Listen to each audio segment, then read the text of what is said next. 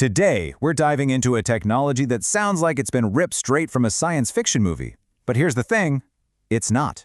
It's called 4D printing, and honestly, it's set to completely change how we think about making things, and maybe even the world itself. So let's start with a huge idea, just to get our heads in the right space. What if the objects all around us weren't just static, finished things? What if they could actually build themselves, repair themselves, and adapt all on their own? Well, that's the fundamental promise of 4D printing. All right, to really get this, we got to add a whole new dimension to our thinking. We're moving way beyond just making stuff. We're getting into the world of programming an object's entire life, from the moment it's made to how it adapts over time. Okay, so most of us get 3D printing, right? It builds a solid, fixed object, layer by tiny layer. 4D printing starts the exact same way, but, and this is the kicker, it uses special materials and adds that fourth dimension, time. This means the object that comes off the printer isn't the finished product. No, it's more like a pre-programmed structure, just waiting for the right signal to transform. And you have to understand, this concept of time isn't just about seconds ticking by. It's an active ingredient in the design itself. Engineers are literally designing for the future. They're programming an object today to change its shape or its job later on, but only when it gets a very specific trigger. Now, as wild as this sounds, the idea has actually been around for a little while. The whole concept was first properly introduced back in 2013 by a guy named Skylar Tibbetts at MIT. His team printed this simple little strand that, when they dropped it into water, folded itself into the letters MIT. It was incredible. And from that one amazing proof of concept, the whole field has just exploded. Today, researchers are even bringing AI into the mix to design transformations that are more complex than we ever thought possible. So how in the world does an object know how to change? Is it magic? Well, not quite. It's all about what it's made of. These are the secret ingredients. Instead of your standard plastic filament, 4D printers use these incredible, smart materials.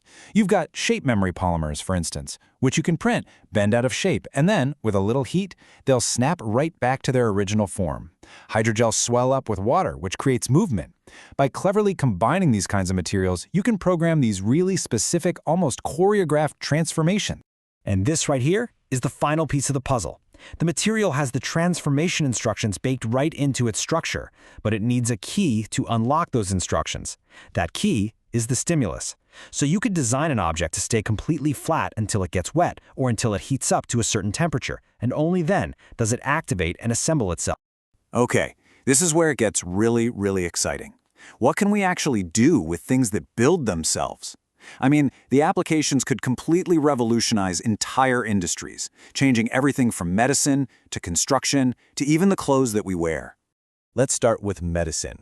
Imagine a medical stent that can be inserted into the body in a tiny, compact form.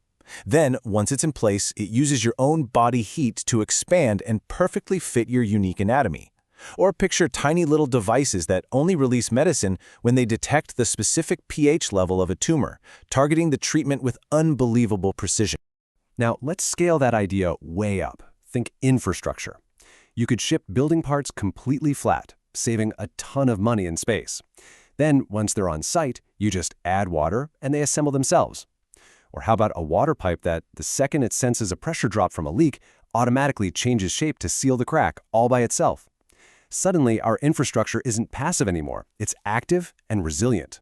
And the potential is just so diverse. In aerospace, you can have an aircraft wing that subtly morphs its shape in the middle of a flight to get the best possible fuel efficiency in real time. In fashion, maybe you have a jacket that opens thousands of tiny vents when you get hot, or running shoes that literally reshape themselves to give your foot the perfect support with every single step. But okay, let's bring it back to Earth for a second. Like with any game-changing technology, we have to be realistic. There is a huge gap between a cool demo in a lab and a mass-produced product, and 4D printing has some pretty significant hurdles to get over. Yeah, this is definitely still an emerging field. For starters, the smart materials themselves are super expensive, and there just isn't a huge variety yet. Plus, a tiny error in the printing process can cause the whole transformation to fail, which is a major reliability issue. And of course, figuring out how to go from one prototype to manufacturing millions of them, well, that's a massive engineering challenge. But researchers are already hard at work on the next chapter, tackling all these challenges and pushing the boundaries of what we thought was possible. The future of this tech isn't just about things that assemble. It's about a world that constantly adapts And you know, one of the biggest keys to unlocking that future seems to be AI. I mean, think about it. Designing these ridiculously complex folding patterns and predicting exactly how these materials are going to behave, that's incredibly hard for a human brain. But for a machine learning algorithm, it's the perfect kind of problem to solve. So here's what's coming next. We're talking AI designing transformations that we can't even wrap our heads around. Materials that need both heat and light change, allowing for much more sophisticated behaviors. Objects that can fold and unfold over and over again. And maybe the ultimate goal, 4D bioprinting, creating living tissues that can actually grow and adapt inside the body after they've been implanted. It's just wow.